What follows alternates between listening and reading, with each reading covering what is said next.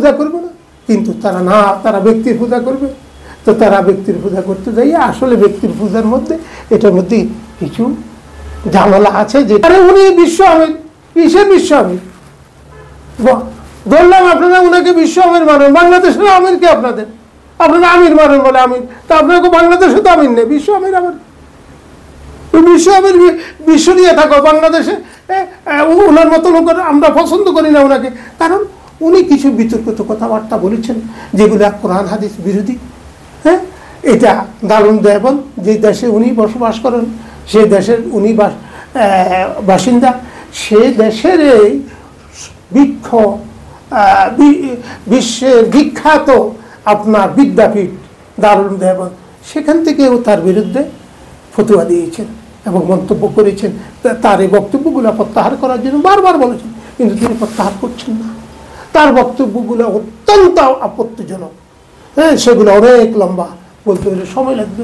তার এই বক্তব্যগুলো এই দেশের না সারা পৃথিবীর কোনো মুসলমান গ্রহণ করেন না, তাই তাকে ওই কথা থেকে ফিরে আসার জন্য বলা হয়েছে। তিনি ফিরে আসেন না, আমাদের দেশের লোকজন তাকে অনুসরণ করছে বিদায় আমরা তাদেরকে বারবার দেখতেছি, আসেন ভাই আপনারা একসাথে, আমরা খাইছি, চলছি, ফিরছি, থেকেছি, সব কিছু করেছি, আপনারা আমাদের ভাই, আমাদের সাথে চলে আসেন, আমাদের যেভাবে কোরআন হাদিস মোতাবেক আমরা সবাই আমল করি, দাওয়াত ও তাবলীগ কোরআন হাদিস হিসাবে চলবে।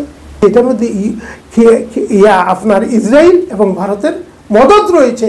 ভারত এবং ইসরায়েল এই দুইটা উপরাষ্ট্র চেষ্টা করছে এখানে একটা কিছু মুসলমানদের মধ্যে কিছু বিভ্রান্তি সৃষ্টি করে আমাদের দলে বিভিন্ন দলে বিভক্ত করে দেওয়া। আর আমাদের প্রতি সরকার তো সে দেশে আছে যে দেশে শাহ, তো আমাদের ওই সরকারও সেখানে যখন আছে, তার আরও কিছু লোকজন তো সেখানে আশ্রয় নিয়েছে, তারাই মনে হয় এখন এরকম একটা চেষ্টা করে দেশের মধ্যে একটা বিশৃঙ্খলা সৃষ্টি করে অন্তর্বলীন সরকারকে একটা বিপদমুখী করা চক্রান্ত করছে। তার অফি কাসাসে হায়াত মিয়াউলিল আলবাব, কাসাস মানে প্রতিশোধ নেওয়া। ইসলামের মধ্যে প্রতিশোধ নেওয়াকে আল্লাহ তাআলা বলেছেন হায়াত, জীবন। তাহলে আমাদেরকে যারা হত্যা করেছে, হত্যার বিরুদ্ধে হত্যা, তাদেরকেও ফাঁসি দিতে হবে, এটা ইসলাম। হ্যাঁ, আল্লাহ তাআলা অন্য আয়াতের মধ্যে মান কাতালা নাফসান বিগাইরি নাফসিন আও ফাসাদিন ফিল আরদি ফাকান্নামা কাতালান নাসা জামিআ ওয়া মান আহইয়াহা ফাকান্নামা আহইয়ান নাসা জামিআ।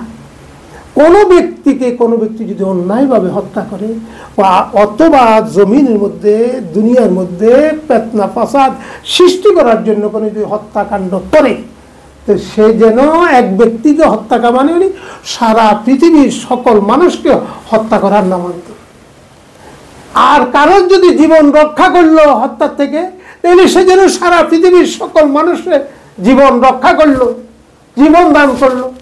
আল্লাহ রসুল বলেন লা জাওয়ালুদ দুনিয়া আহওয়ানু ইনদাল্লাহ মিন কতলে মুমিন।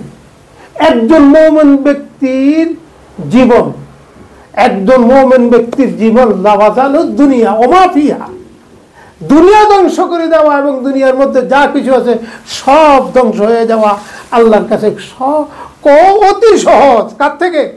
একজন মুমিনের জীবন। তাহলে রাসূলের এই হাদিস, কোরআনের এই আয়াত দ্বারা কি প্রমাণিত হয় যে মানুষের জীবনের কত মূল্য। একটা মূল্যবান একটা প্রাণ না, চারটা প্রাণ। এই যাবৎ দেখেন আমরা হেফাজত ইসলামের যারা আছি, হ্যাঁ, যারা 13 সালে জীবন দিয়েছি, রক্ত দিয়েছি, 21 সালে দিয়েছি, হ্যাঁ, আবার 18 সালও দিয়েছি, এখন আবার 24 সালে দিলাম। অর্থাৎ আমরা খালি মজলুম হচ্ছি। এই জুলুম, এই অত্যাচার আর কতদিন?